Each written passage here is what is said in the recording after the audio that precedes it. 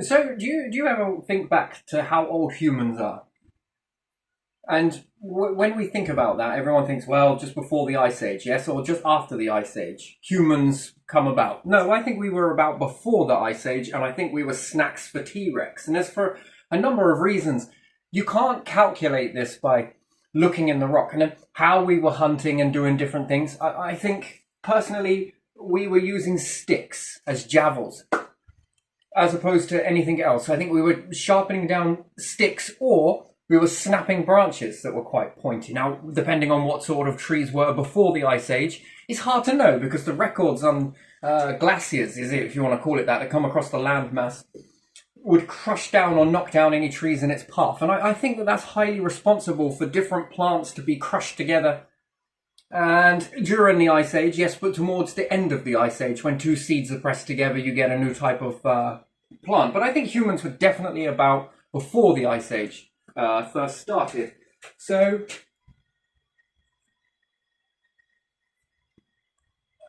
yeah. So, what would lead me to believe that humans were definitely around before the Ice Age? Not in large numbers, no way. I think that we were too busy ducking and diving from T-Rex or dinosaurs and different things like that. Mm-hmm. So, when you have an Ice Age, just before you have an Ice Age, I think we were eating meat that was more raw. Mm-hmm. And our bodies were able to absorb this raw meat as opposed to... And why do I say that's before the Ice Age? Because after the Ice Age, we found it almost impossible to eat anything raw. Mm-hmm. Well, you need time, and a large amount of time for evolution to play a role. It's kind of weird that if you imagine that humans were to start eating little pieces of raw meat bit by bit, I think the appendix would probably play a much more vital role in the human body, let's say. But I think before the Ice Age, I think that this would be a time of when our bodies naturally produced vitamin C. And again, in order for that to be turned off, there must be a large amount of time.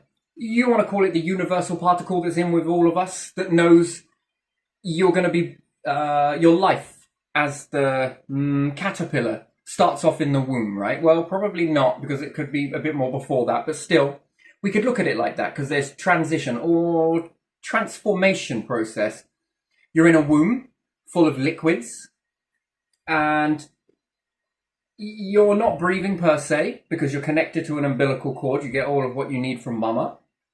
Now, you're in this environment, but your body knows more than you do at this age, and it doesn't need to be taught it. It doesn't need to be educated. It already knows what it's going to be doing.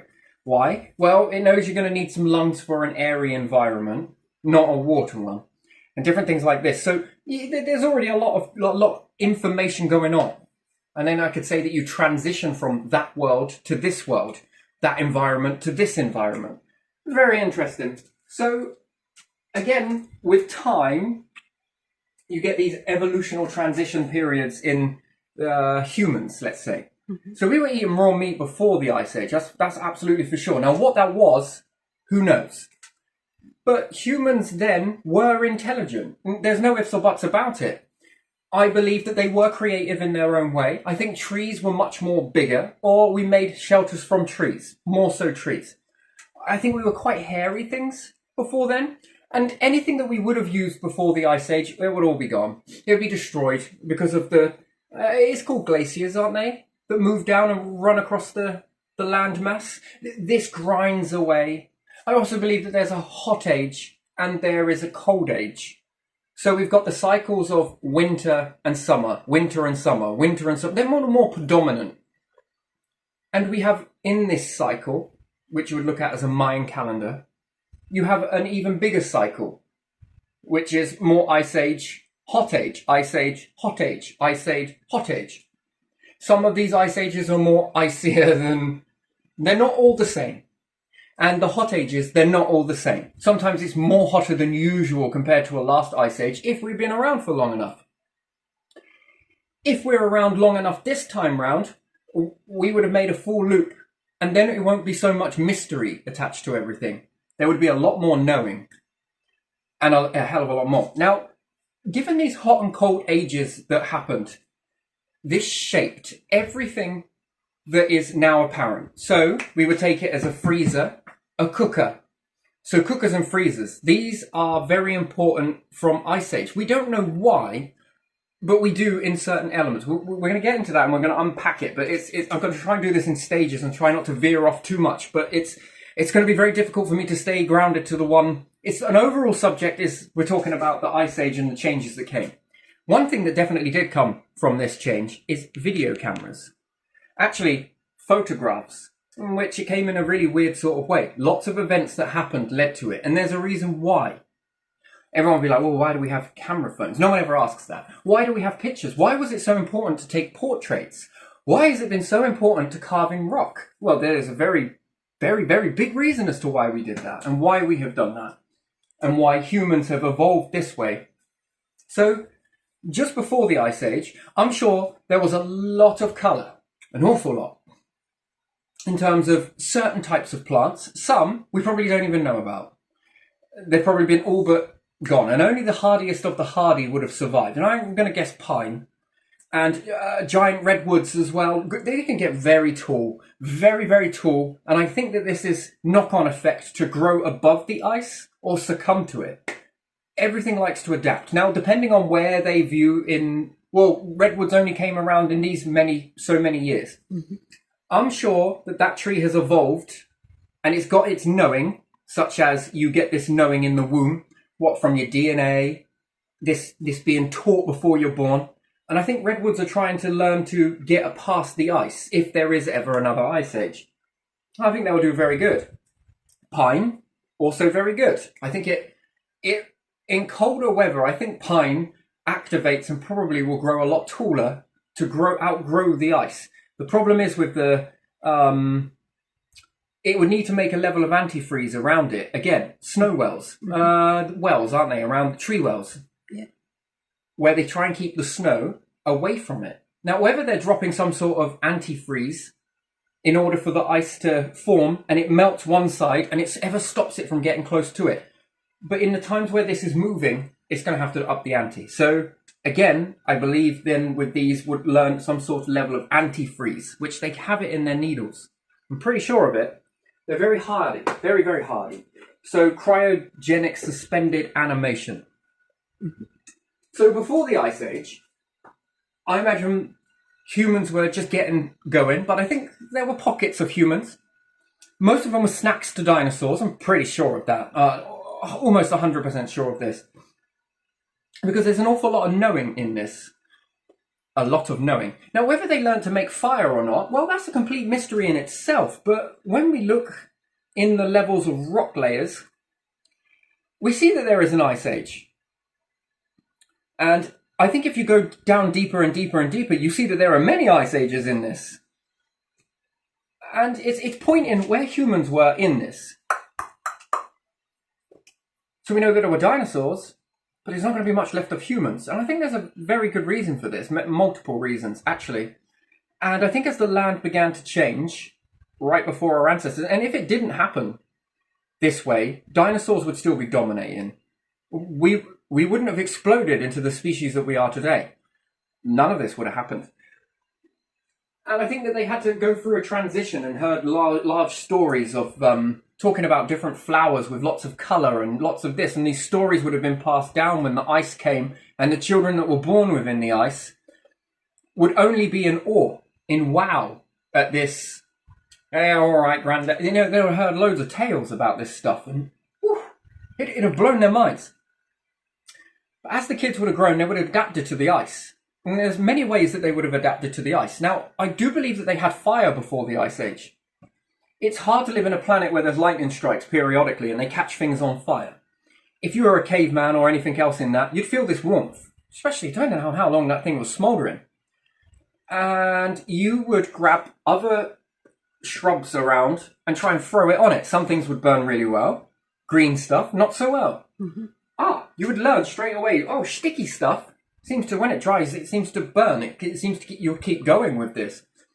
I do believe in cavemen, if you want to call them that, would have waited for a lightning strike. Perhaps not waited is not the wrong word, but seen a lightning strike, seen this fire, seen how nice and warm it was, and would have just keep throwing things on it to keep it going for as long as possible. Yeah.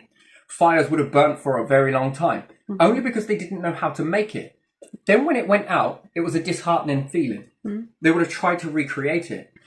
And I think when tunneling in from the ice, I mean, we can only assume that there were columns of ice. Yeah.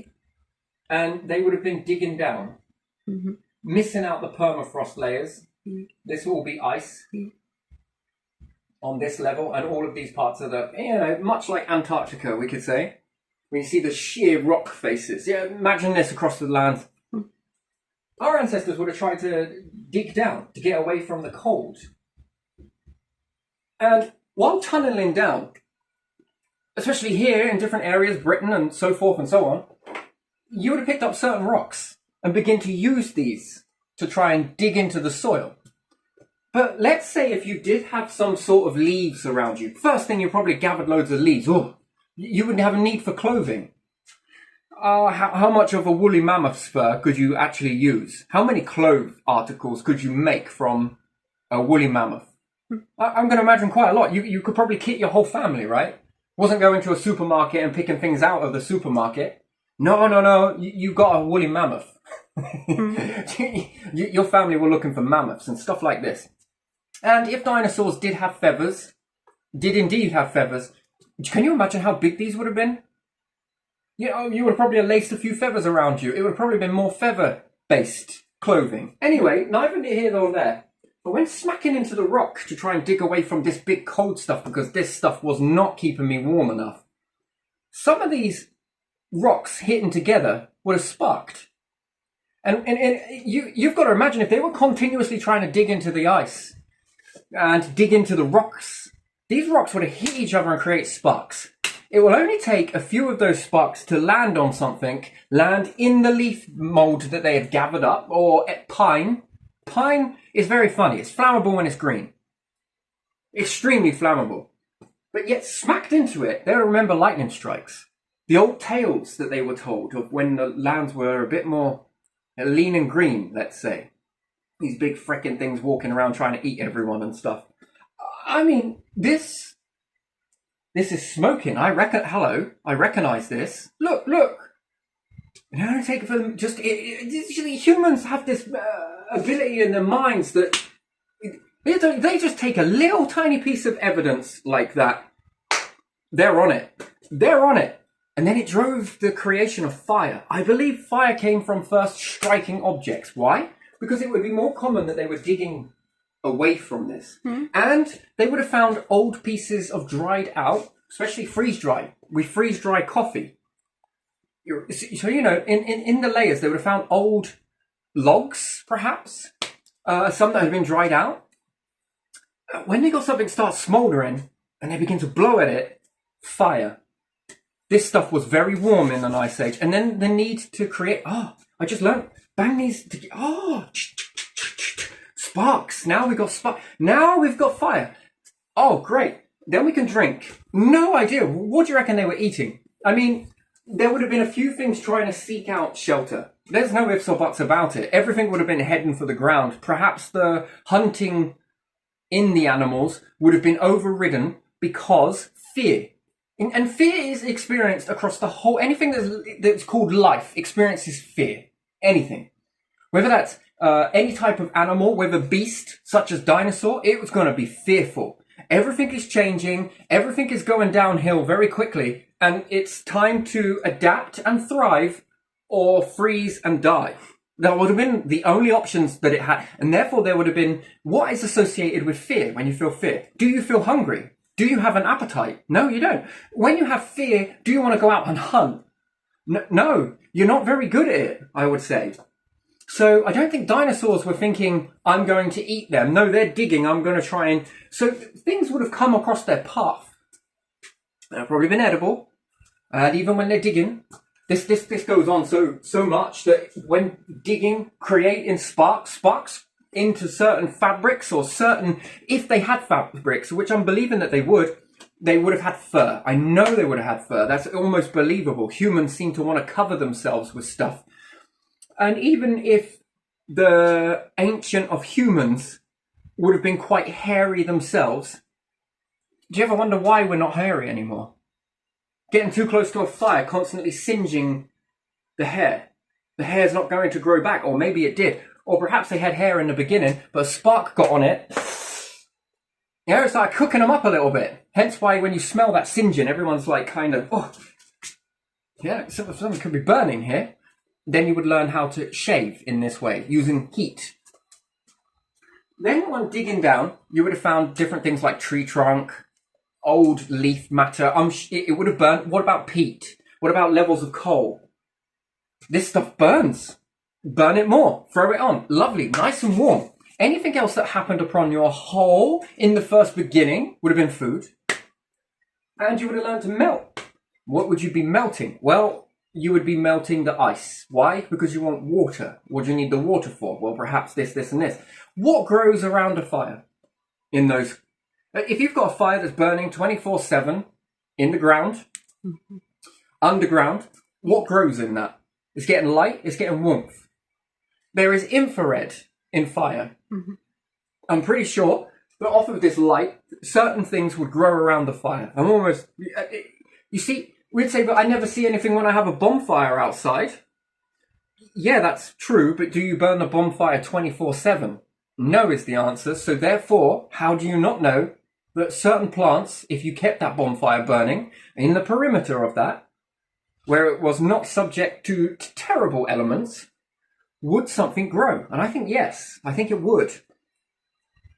Then you'd have been digging. And in this digging, you would have started seeing the shiny stuff within the rocks. What about bits of gold? What about bits of metal? Hematite. Certain metal that stuck to other metal. That would be very fascinating, wouldn't it? And the more digging kept you warm, because it kept you sweaty. I mean, you would have then started digging into the ice, and then what? Would you have found a T-Rex? Oh, yes. Terrible T-Rex, but still. Would you have found a T-Rex? Or a Diplodocus frozen in the ice? They try and eat it, it wouldn't work. Couldn't eat it too hard. What are we going to do? Well, you bring a fire closer to it, don't you? The same way, if we melt water... if we melt the ice to get water, can we somehow melt the dinosaur? And we start cooking it. Then you smell it drifting out the hole.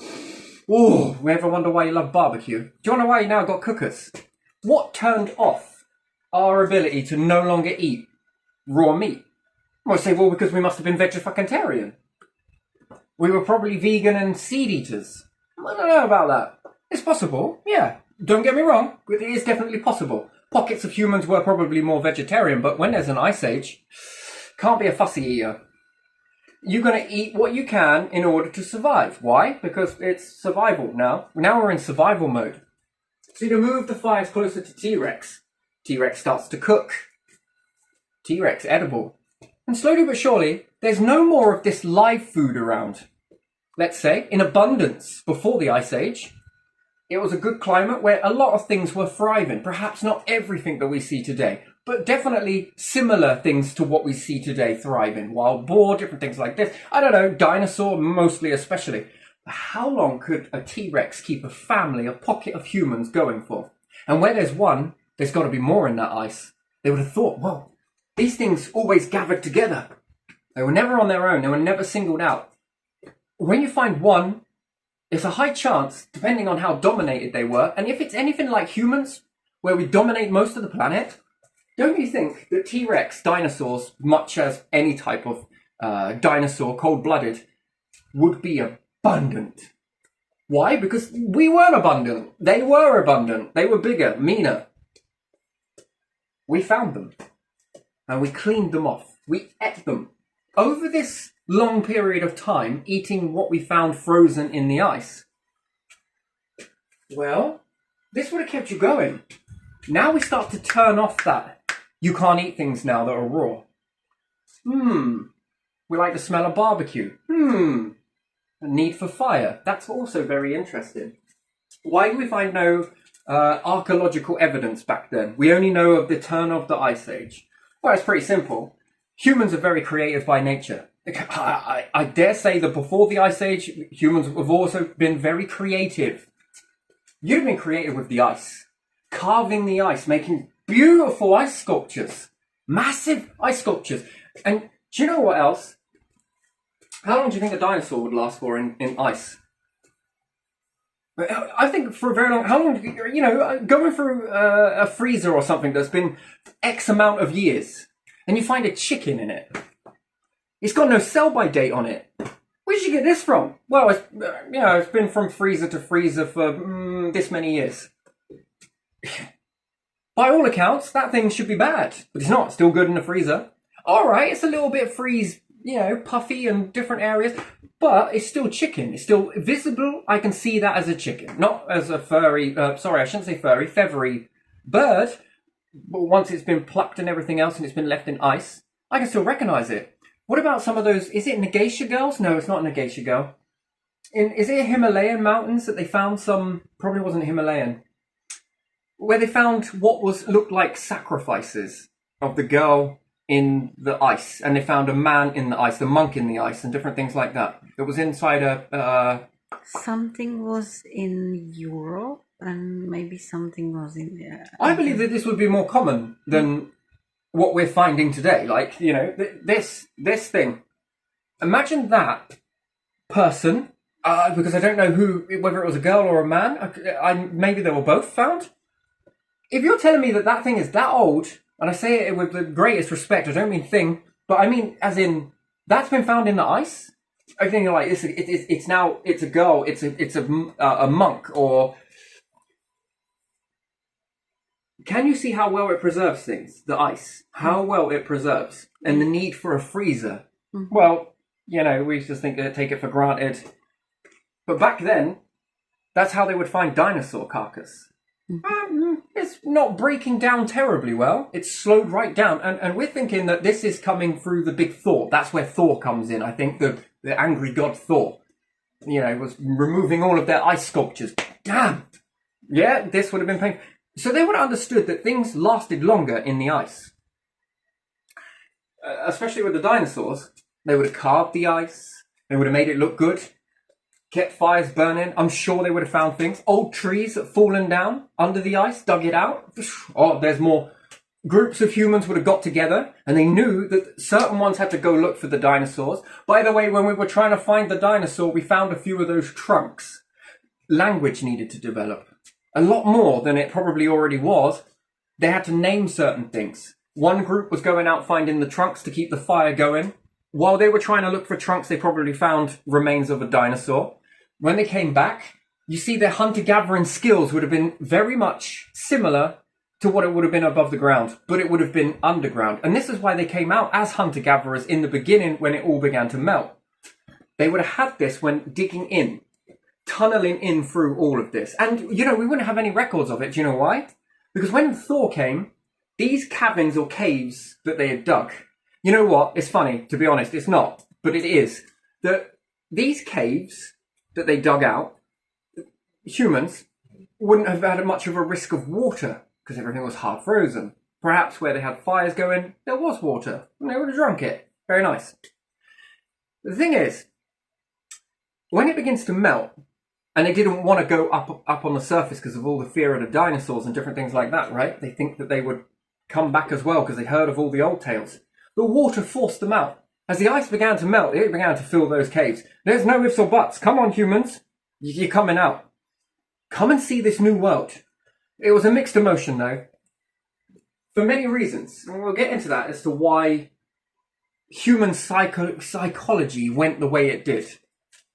When we come out of the Ice Age, you notice that human behaviour was very, very, very, very desperate. Not only that, they had taken their hunting and gathering in caves. They were very good. They were very good at digging in the soil. This came very good for when the Thor came. The god Thor, and also all of the religion and beliefs that came about are also very relevant to this whole process of being angry god and different. Let's get into it. So, when there was ice, they would have known by finding dinosaurs that this white, or whatever, however it looked, mostly white, was very good at preserving things. When their colonies underground began to die, for old age or different things like that, they could take the body and put it into the ice, into a colder area. And great-grandma was now a frozen mummy, frozen into the ice. And they would have made ice tombs, not places where they go to do sacrifices, but where they put great-grandma, granddad, mum, dad, for generation, where you could walk and see them. Now, they would have changed a little bit, but they wouldn't have changed that much, because the things like flies, maggots, worms, all of this stuff would have all slowed down, and that's if they were about then. They probably were, different forms and evolved, but still. And the putrefaction, I think it's called, don't quote me on that, I probably said that wrong, mangled that one, but it doesn't matter, would have been really slowed down. Much like if you have a chicken in a freezer for up to 10 years. And now we've got cryo-suspended, no, it's not really suspended animation, but you know where they go and freeze after death. And that's where do you think all that comes from? It comes from this. And they would have been able to see generations of their own family frozen, what they believed, in time where they could see them. It all changed when the thaw came.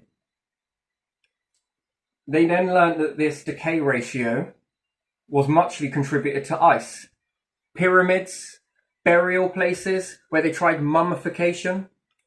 Where do you think it comes from? Why do you think they were so desperately trying to make statues of themselves? Pictures.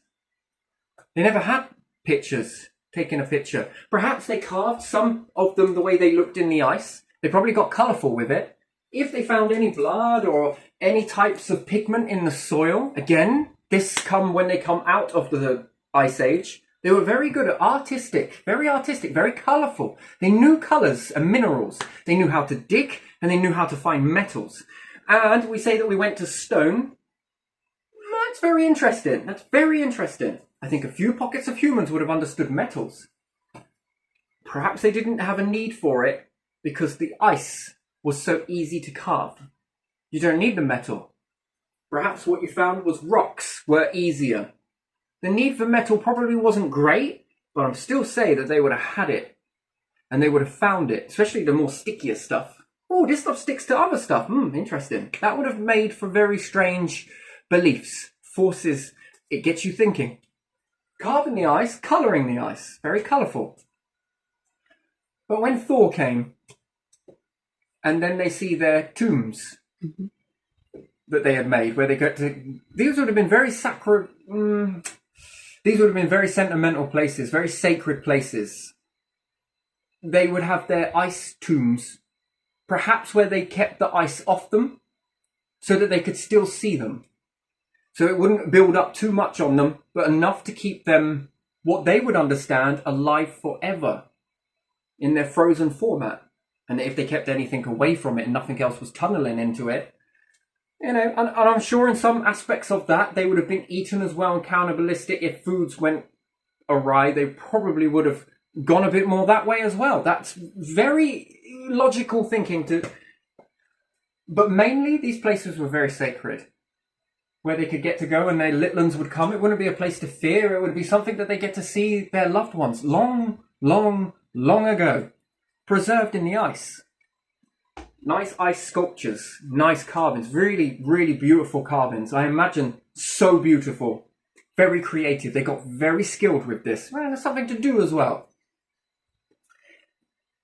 When it all began to start melting, that was very hard to see their loved ones change and start decay ratio. To have their worlds as they knew it, the artwork, all begin to melt and thaw. This would have not angered them, but it would have triggered something. The need to carve in stone. Why? Something that will never melt. Our ancestors, we knew these rocks were here all the way during these icy moments. So they were there before. Now it all begins to melt. They're there after. Last forever. Take a picture. Carve. The importance of portraits.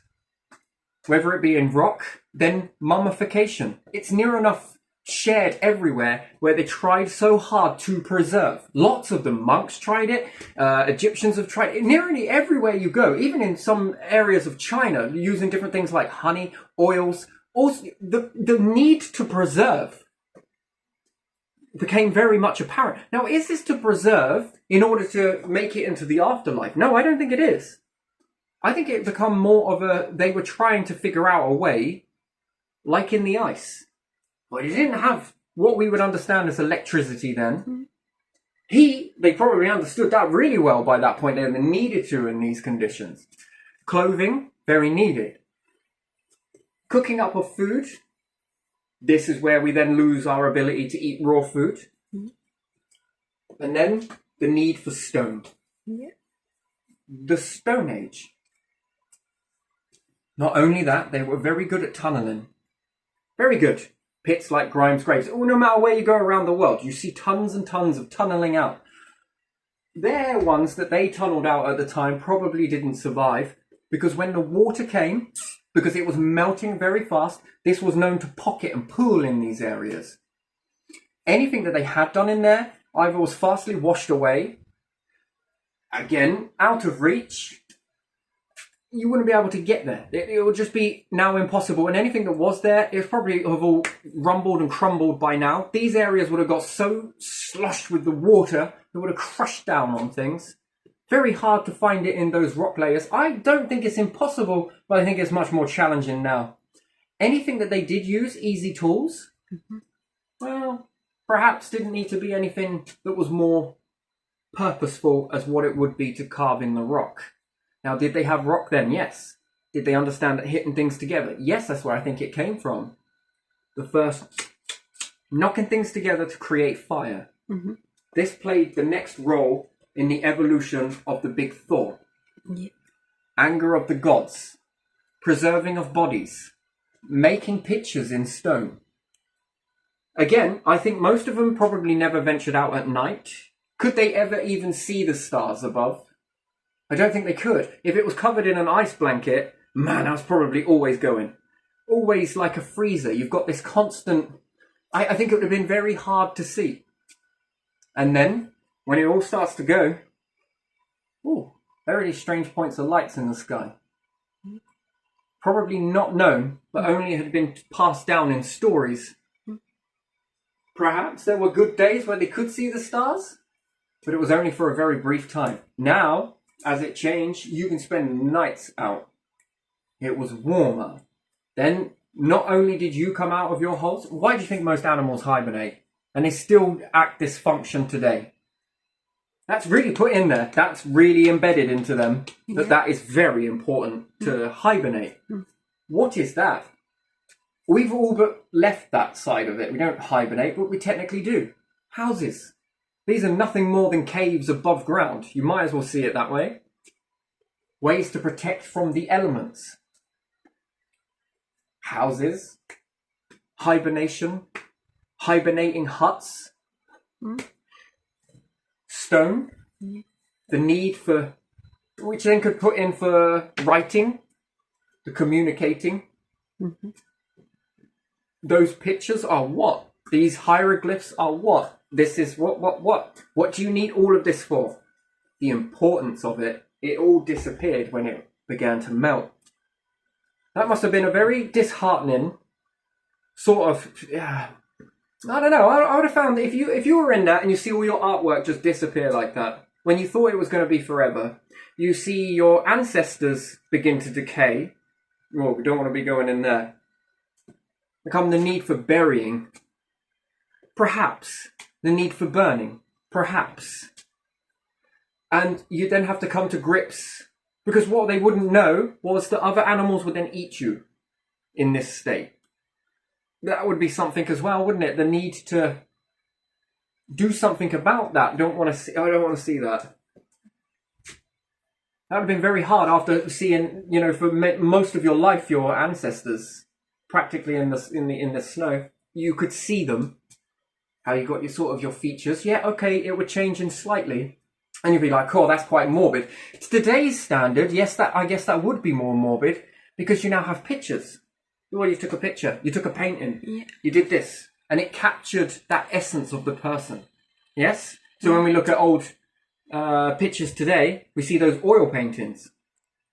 How crafted that. Yeah. The need for it, where does it come from? Well, it comes from this. This, of being able to see them. That's why it wasn't there before. That's why they had no need to do that then. Because there was something that was already cradling this. Dinosaurs, well, you like barbecue, don't you? Gotta cook your meat, the smell of it. And that would cope for enough time to pass for evolution to play that major role in, well, the body says, you know, if you want to call it the God particle or the universal particle, that bit of knowing. You know, the bit that knows before you're born that you're going to be born into an environment where you need oxygen. You're not going to be living in that liquid that you first start your journey off in.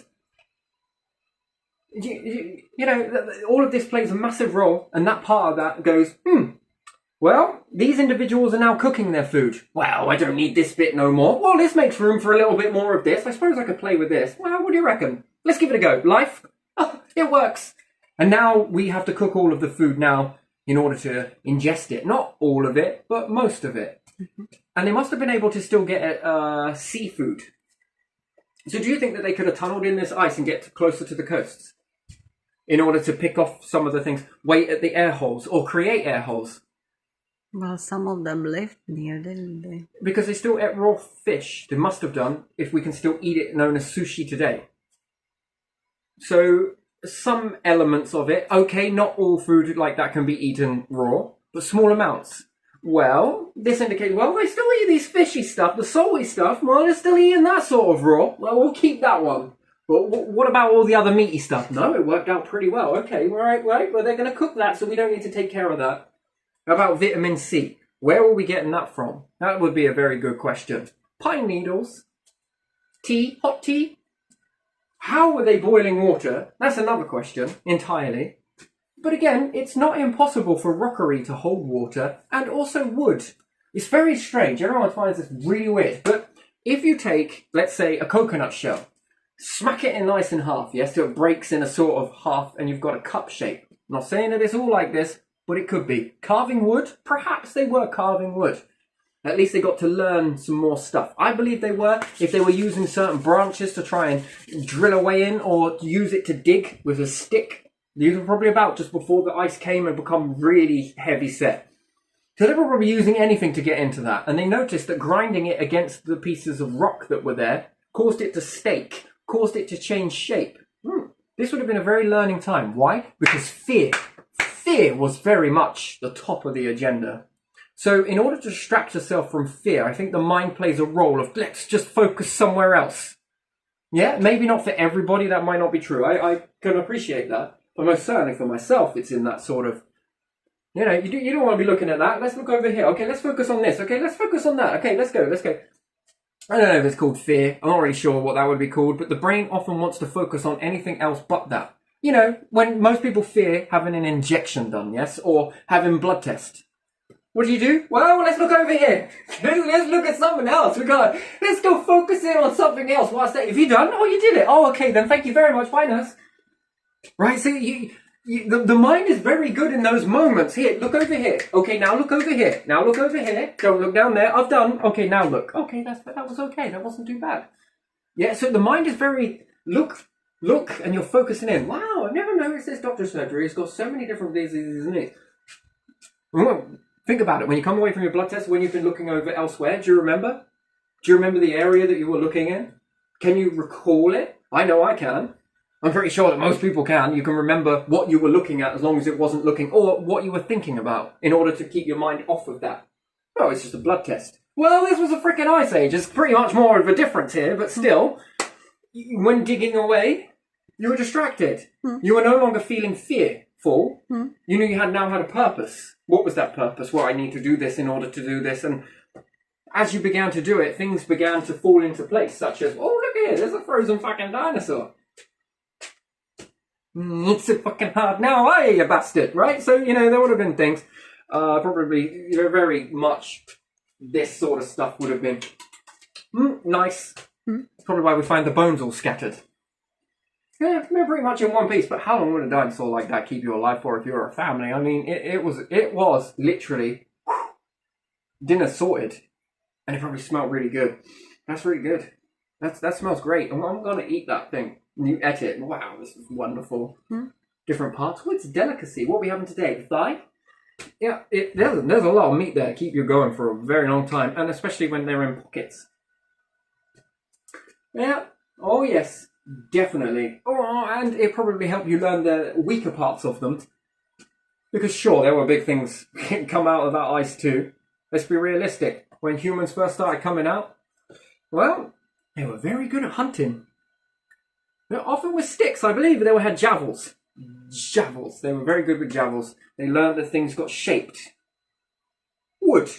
And would it have survived that long?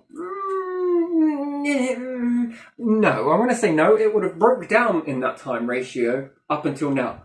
And they could say, well, you would need humans, less, when we look at how long and the Metal Age has been about, and we look at how long, when we come from the Mesolithic, you would have needed humans after the first 200 years to start cataloguing all of that information.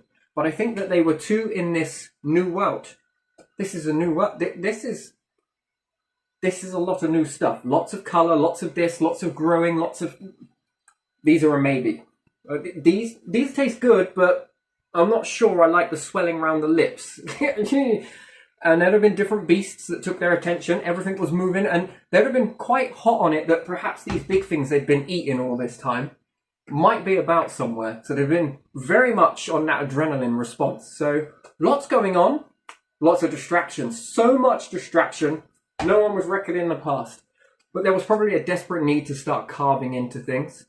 And as time changes, hang on a minute, haven't we got that old skill called digging? Yes, let's dig. Sacred, more so over the dead. Perhaps before the Ice Age, it was, fuck it. It would have been too much. If one of your loved ones you were walking across the lands with dropped down dead, and there were big fucking dinosaurs around, yeah, and it's going to take a lot of you to try and grab your loved one that just fell and walk them back, plus trying to dodge dinosaurs. It would have probably been a bit more of a distraction that you left the dead there. Dinosaur would have found an easier meal, perhaps. That was more of a distraction, and I think that there wouldn't be much left in the way of meats, let's say. Well, when we look at crocodiles, alligators, they're not really much fussy about what they shovel in. They'll eat it. They'll eat most things. And most people are like, oh, play dead. Not sure that worked with dinosaurs. I think that they were very much chancy. I think they would eat most things that smell. I think they had a very good sense of smell because their eyesight was so poor. So I think that they were very good smelling. They just had an ability, and I think that when food happened to pass them, they took it. Most animals are not fussy whether the meat has been already killed. They'll still eat it. They'll still eat at it. I've seen it, a lot of things like that. And then if it were, then whales, when they began to die, nothing really hunts them, except for humans, I'd say. Nothing in the ocean, especially blue whales, is really hunting them. But when they drop down, look at how much a blue whale supports marine life. A whole fucking... It's mental, the amount of stuff that eats off of it. So if we look at that, what are you doing, blue whale? I'm just playing dead. It's not working. Yeah, I kind of figured that. You see, there's... I'm not really sure. I think that when things happen across a meal, they're going to take it, regardless of this whole play dead, not really sure. I think that's more of a human thing, play dead in front of another human. Machiavelli. I didn't write play dead for your enemies. I think that's probably the only place where it really, that sort of fits. Unless you're not on its menu and it has a bite and it kills you accidentally. Or it's because you play dead. Or it's perhaps because the shark just doesn't like the taste of you. Ugh! Too much iron in that blood. That was disgusting. I mean, have you ever hankered on some iron tablets before? Or have you ever had some iron drink for that? It's not great, right? It's got a really weird. That's how you taste to other animals, right? And to some, that's just not what they like. They really don't like that. So there's an acquired there, I'm sure, because they've got fussy. Throw an ice age in front of them, and I don't think they give a shite. They're gonna eat it. So you come here, you iron thing. So it's. I think that we can be we can believe certain things that might not be true based on certain, I don't know, I want to say myths, but play dead in front of a bear and it might leave you alone. It might turn off the response to protect its babies, perhaps, because you're no longer a threat. But if it's hungry, I think it's going to give you a go. I think it's going to make a meal out of you. I'm pretty sure of it. Because, the whole time that it's eating you, it must think, God, this person's playing dead. Maybe I should stop eating it and go become a vegetarian, I took a bite of it, now it stopped moving. Don't know if I want to eat this now. It looks dead. Right, but I know it's a bit morbid to say it, but, nah, I don't think so. I think that it will happen upon you if food is scarce. Especially when we look at other animals. And I think there are some polar bears are going after different areas, right? And different other bears are coming into human habitats, let's say. They're going through bins. They're going into people's houses. They're looking for food. Stuff that, they sure as hell don't have a supermarket. Potato chips? Yeah, I'm having them. It's never had this food, but I kind of like this. I'm coming back to these cabiny things. I'm going to be raiding the cupboards here. Well, it's not moving. Well, it doesn't really give a shit to me. It seems hungry because perhaps its habitat is no longer supporting it. So it's got to find a way to adapt and survive. And if that means coming into human habitats and happening on some groceries that you bought from a store, it's going to eat them. It doesn't really... I don't see it caring whether something is dead or alive. It's thinking more, I want to fill my belly. That filled it. That also tasted pretty good. I want some more of these things. So, yeah, so in with this whole ice age. And I think that that's the Stone Age. Very good. Hey, why aren't we digging out some of this metal stuff that's stuck to other... Yeah, we'll just go get some more of that. They're very good at digging. If you think that today's humans, to say that you're going to go and dig somewhere, nah. We're not going to be doing that. But if you were to dig to get out of the heat, or you would dig to get out of the cold, I think you would do it. I think that modern technology allows us so that we only need to sort of build an igloo into something. But if it's really cold in certain climates, you're going to keep digging down until there's no more ice down here. Oh, it's actually pretty warm down here. This is nice. But modern technology and the way that we've adapted, I can take the fat from a seal and burn this, and I can make heat in this igloo that's pretty comfortable. I can live like this. And then you start to live like it, modern technology. You can take pictures. That's good, because it would have stopped you from looking at a corpse. You no longer need to do mummification now. The ease of writing on a computer or pencil and paper. Well, you don't need to go and carve rock no more, do you? You notice how it starts to leave down and then you pick up something else. And everyone's like, why are we... Look at these ancients. They were so skilled at what they did. Yes, some were. Pockets of them were. But what was the need behind that? Because the whole generations right now don't seem to want to do that. Well, why do you think that is? Why the hell do I want to go and do that for when I have either a pen and a piece of paper? I can just write it on here. I'm not going to spend like 6 years of my life carving something into a rock. I don't need to do that now. Now I can do this really quickly, and then I can go off and do something else. I've got more time. I've got more... This is more convenient. This was more convenient. Now it's all gone. Oh, what's the next convenient thing? Well, this, and this. Now we make pictures. Went from oil paintings, then we go on to cameras, then we go on, cameras take pictures, stills, then videos, and the need for this. Why do you have a need for it? Well, the need for a freezer. Well, because it preserves food. Well, why do I need to cook it? Well, it tastes better. It turns off that thing where I'm not going to be spending God knows how long vomiting. Because of food poisoning, let's say. So, these are why you need those things. So that's probably why people aren't running through the woods biting things with their mouth. Got myself a dinner.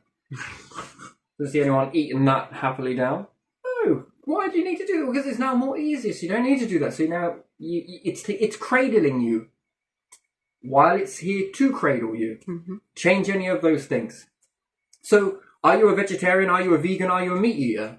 Well, me personally, I'm an adaptive eater. Respect to anybody that is vegan, vegetarian, or meat eater. Why? Well, I'm an adaptive eater. If you throw an ice age at me, well, consider me 100% meat eater. If all meat goes extinct, consider me vegetarian, fish. Okay, if all seafood disappeared, let's say, I don't want to say it's food, or is it? Let's say if all sea creatures disappeared and all animals disappeared. Consider me vegan. If all that disappears and we've only got worms, consider me a wormarian. Is that right? Does that work? No? I'll only be eating worms. I don't know the name for it. If all of that disappears, well, see you later. I will eat anything that this environment can offer, within reason. If you get what I mean. If all meats disappeared and veggie all disappeared and in some miracle there was only insects, no, I'm going to eat those. Yeah, so I'm going to be an adaptive eater in these circumstances. But when the climate offers all of these things, you can be a bit more selective about this, right? You can become vegetarian, you can become vegan. I think it's quite a variety. But when push comes to shove, if I like a lot of leafy stuff, have done.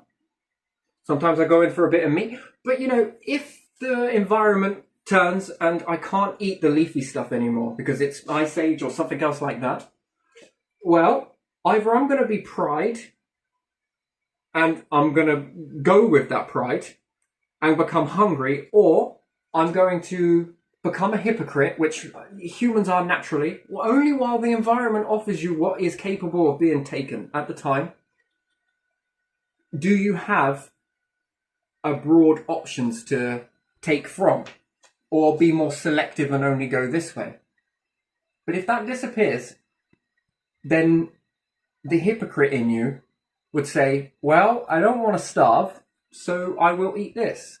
And do you know what's even more magic? I think that if I'm vegan and that disappears, and it's not really forced, but be picky and I could become, I could demise with that. Or do I want to stay with my loved ones and stuff and watch them grow? Well, yeah, I'm gonna try some of this, and I may learn to love that. And if all meat disappeared and it was only vegan option, and I start to eat, oh, this is pretty good. This is pretty good. You would learn to love it.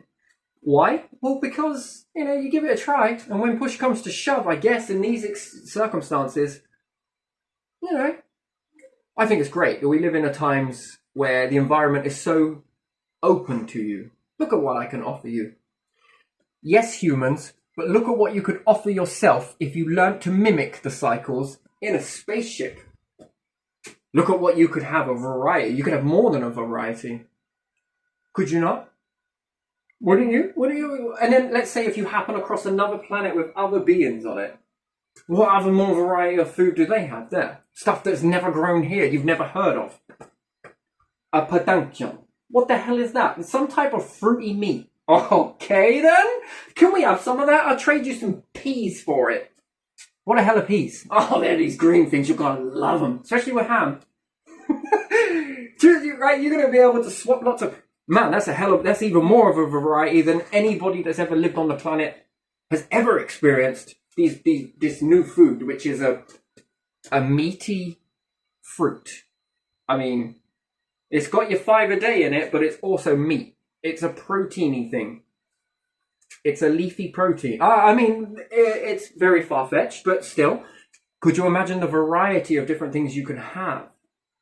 And then if you happen across other star systems and there's no life on there. What type of metal is that? I don't know. This is not here in this periodic table anywhere. This is new. We have to add it to the periodic table. We didn't even know this stuff existed. Okay, what can we do with it? All of this stuff. You can add even more. Wow.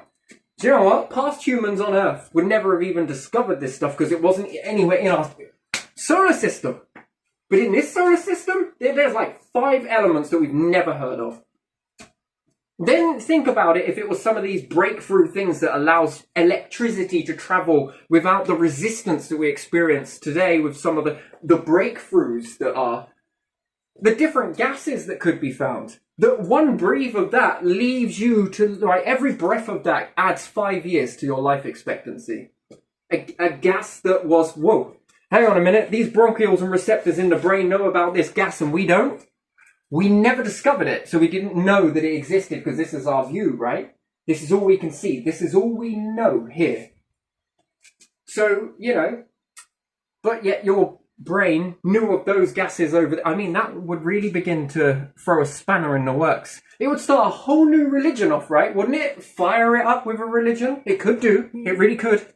Because, again, that God particle or universal particle in you that knows so much more than you do.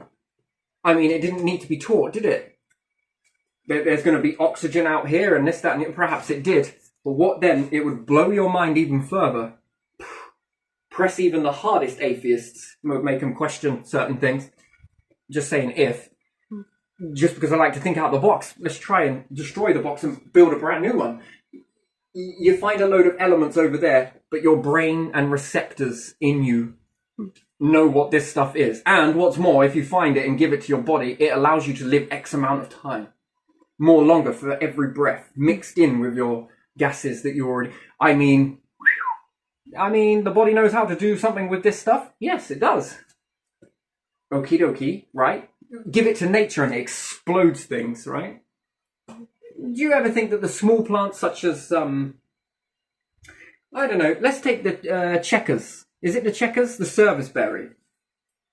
Is it the serviceman? The berry, the tree, service tree, checkers? I don't know. With the tiny little berries on it, yes? Yeah, I know. But could you imagine if they swelled up to the size of apples? Do you ever think that some of the small stuff, the currants, the small, I don't know, black currant or red currant, do you not think that with the right length of time that they could swell into trees eventually? And those small, tiny little bite-size or barely teeth-size, crunchy little berries on there could turn into something the size of an apple? I mean, more bang for your buck. Yeah. Eating that, wow. How much more could that support humanity if we learnt a way to make all the small stuff big to the size of trees? How much more could you feed humanity with that? Right, because when you think about it, there's a limited amount of what is edible, yes? And even the small stuff, it's edible. But if you could make that bigger, how much more of humanity could you support? I mean, these are questions that, you know, and different gases, different elements, or different... Everyone believes that soil on the earth is here because it's earth. Earth is soil, yes? But it's not. Soil comes from the byproduct of nature. So technically, without nature, soil wouldn't exist. So Earth's true identity is hidden in mud. If you think about it, the true identity of Earth is covered in soil, which is a byproduct of what plants and trees and everything else. Nature has blanketed the planet.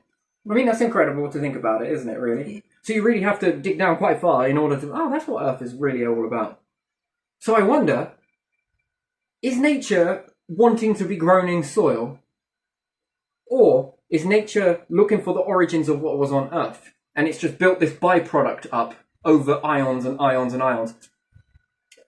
And if we were to dig this up and bring this stuff up past the soil layer just before we got a nice chunky soil layer, and then we've got, let's say, Earth's a bit more natural to what Earth should be, and we were to bring this up, would we revitalize most of the nature that is around?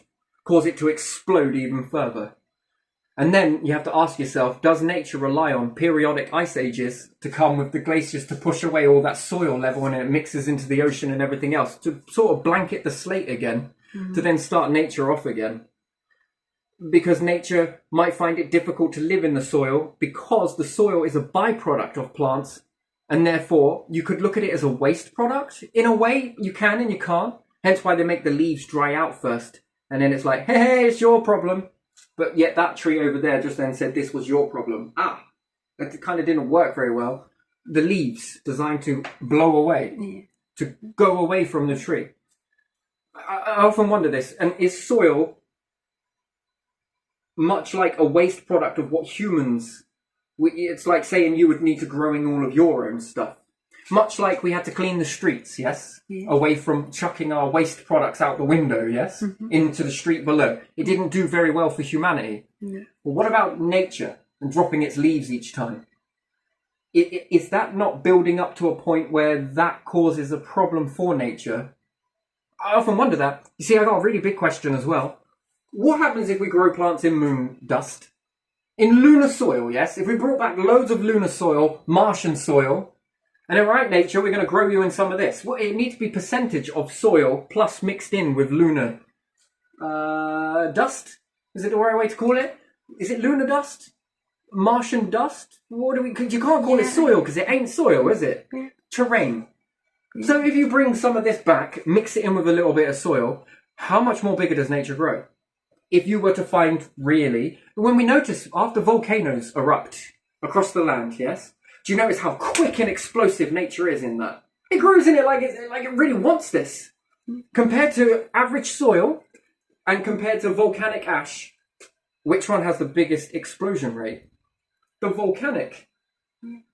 So is nature wilting and all the rest of it around us, and we're not realizing it because we're born into it, but nature's real love for our planet. Hence why it came here and landed here and grew as much as it did. Did it adapt to that? Or has it just been so covered across the planet after an ice age, this is just what it does, it explodes, that it created so much soil that it actually was losing the very thing that it came here for in the first place. Ah, damn, I got to make even bigger roots now. I've got to try and push through all of this pressure, but it struggles to do it. And therefore, nature then technically, I'm going to have to say this very lightly, did you know that nature does better hydroponically? Again, argues the point then, doesn't it, that it doesn't technically 100% like the soil. It's clearly, if it does better hydroponically, then it's missing something. What is that missing? And you could say, well, it's the water. Yes, this is all very good. Now, what happens if you were to give that ash, volcano juices, let's say, that would spill across there and it's all been crushed up nice and lovely, and we were to spread this across the forest? What happens to the forest? Does it explode? Does it metastasize? And if it does, well, then I think nature's natural, what it's after is this byproduct. And then soil, well, that's a waste product then. That's what it's converted this into. Now I'm going to drop my leaves. I don't need this. And then soil, is it technically hampering nature's ability to grow and thrive? In a way, it supports it, yes, to a degree. Not going to argue with you on that one. And we go, oh, this is such fertile soil. I'm going to put it on my crops and they're going to grow really big. Well, what about we take some volcano? I want to see it grow in that stuff. I want to see it grow in lunar soil. I want to see it grow in Martian. No, it's called soil. Can't say soil. Martian dust. Lunar dust. Anywhere else? Io. Cool. What do you reckon nature would do on Io? Some of that? Medium. Okay, if it's too sulfury, I don't think it will probably like that. No. I do not like that soil. But, it's not soil. Technically, it's not bloody soil, is it? Soil is only found on Earth because of the byproduct of nature. So, technically, that stuff should be at 0.1% in the solar system. You won't find that anywhere else. That should be more precious than gold then, shouldn't it? All that stuff we walk on and take for granted. Did you know that is most rarest stuff in the universe? Not sand, not the rest of this stuff, not this, not that. No, soil. Why? Because nature. It's not abundant, is it? So if it ain't abundant and it's been making soil, that is a new element that the star hasn't even created. Well, it has indirectly, because if it created nature indirectly, then yes, it has created soil then, yes, technically indirectly, but nature mixed the ingredients a different way to any star. Isn't that interesting? Isn't it? Yeah. Wouldn't you say that was more rarer than gold? More rarer than a diamond? Yeah. Soil. And to think that we say, that's dirt cheap. I don't think it is. Yeah, I think that's something.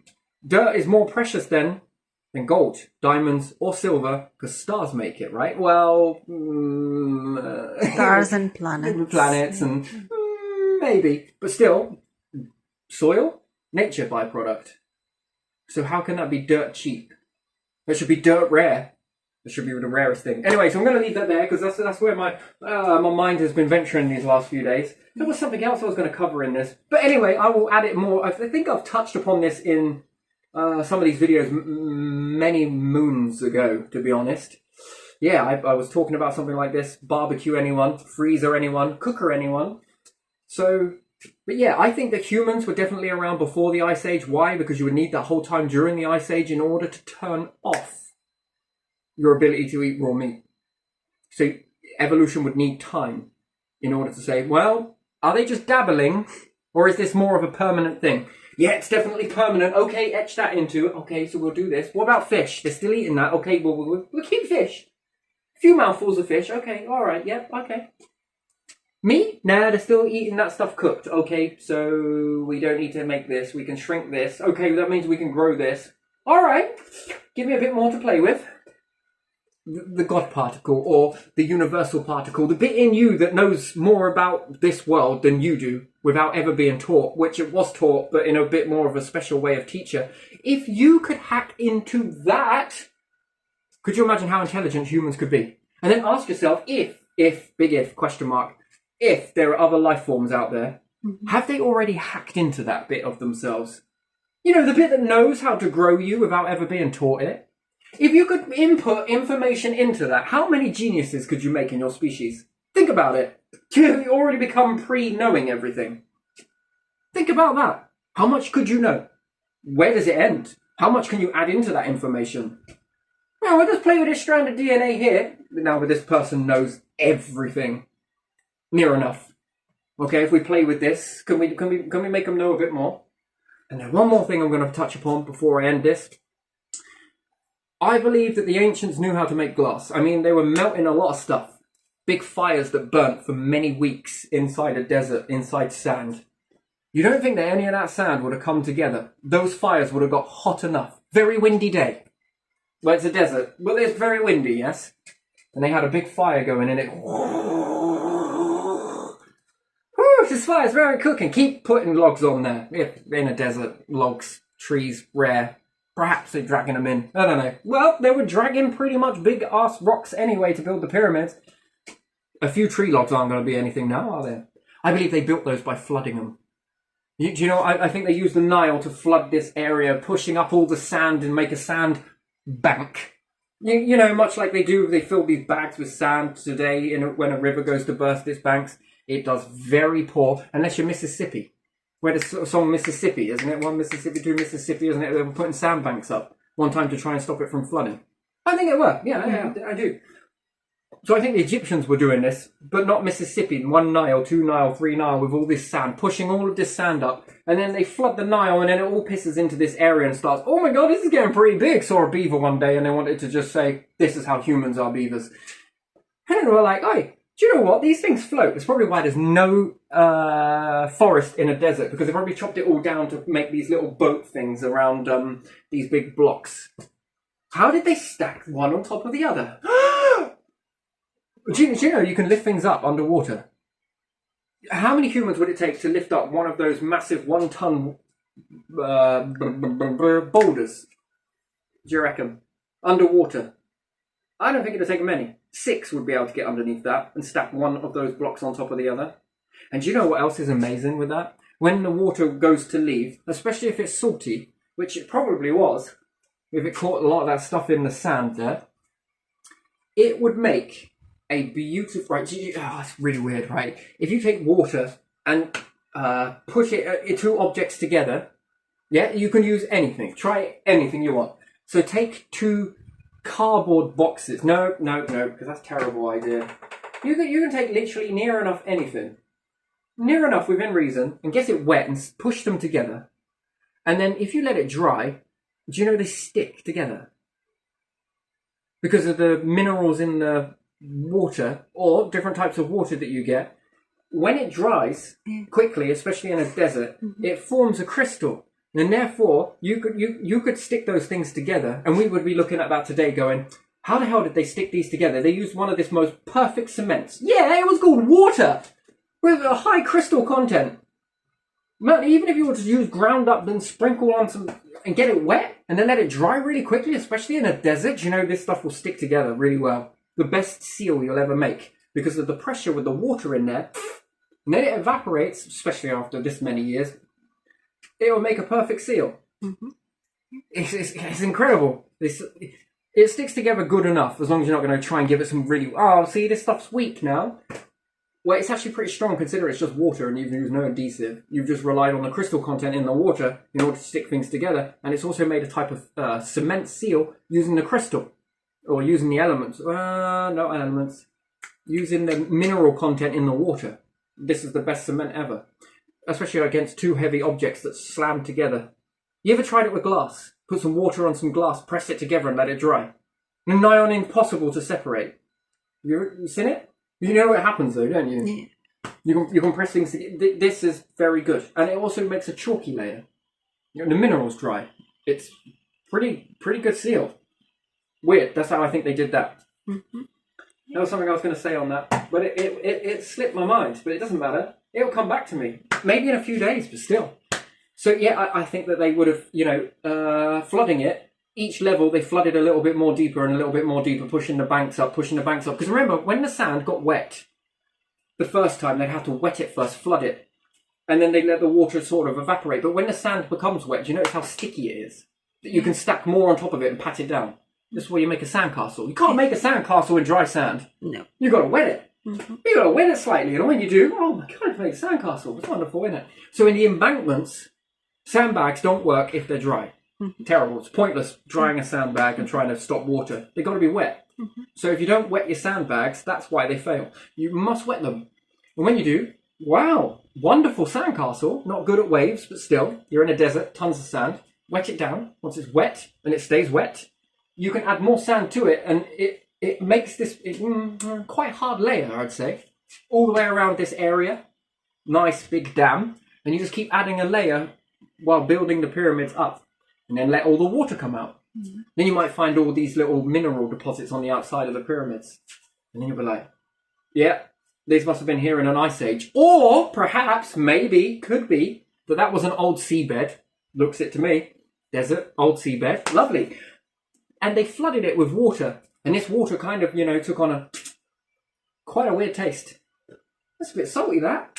Yeah, it is a bit like the sea, isn't it? Maybe. And this is where you get these little shell deposits and different stuff like that. That would be very interesting. How big do you want to make the pyramid? Well, just keep flooding it each time and building up the sand on the outside. This would then allow you to float those things in. Well, I mean, they understood ships, didn't they? Clear as day had boats. What did you need those for? Well, they understood buoyancy then. Well, okay. What's 1 ton if you strap a load of sticks to the side of it, also known as trunks? Where did they get those from? Probably somewhere up. They probably brought all of this over on their boats. We couldn't move the rocks with our boats, but we could take tree trunks from over here and bring them. Interesting. These things dry, they float pretty well. Let's tie a rock to it. Oh my days, this is awesome. And then, with the help of humans, 1 ton in water is not 1 ton. You can pick it up. So you see some people doing bodybuilding underneath the water. It's absolutely funny. I think it's next to 30. So if you take your human weight, I can't remember who it was. Ask the Universe is what it was on. There was this guy talking about methane. And that in methane, when you fall in, your weight is the same. You have no buoyancy in methane. Methane, either or. But yet in water, your effective weight is next to 0. So think about that. So if your effective weight is next to 0, hence why NASA train in water. You notice that they do all that training in water before they go to space. That's because it mimics it. So what do you think a 1 ton rock is going to feel like? Not going to weigh a ton, is it? It's not going to be heavy. And then it depends on how many Egyptians you've got in the area lifting those up. Be very interesting, wouldn't it? Wouldn't it? There you are. So how do you build the pyramids? Lots of water, I reckon. And a few very clever minds. Merlin had the ability to lift things up. Yeah, with logs and flooding, because he thought differently. Not saying that it was Merlin, I'm just, Merlin could lift these things up through the rivers in the UK somewhere to build these things, Stonehenge. That's probably how they built those as well. Very interesting. As the water goes down, you can mimic these to stand up. Wow! How did they build these big stone columns? I have no idea. I don't think they ever used water. Not at all. It's easier to build a dam and flood and then transport things across that. That's how I would do it if I was ancient, wouldn't you? And I was watching down. Yeah, that's pretty clever. Very good. Hey, come on, have a look at this. They're using matchsticks to move big logs. Rocks.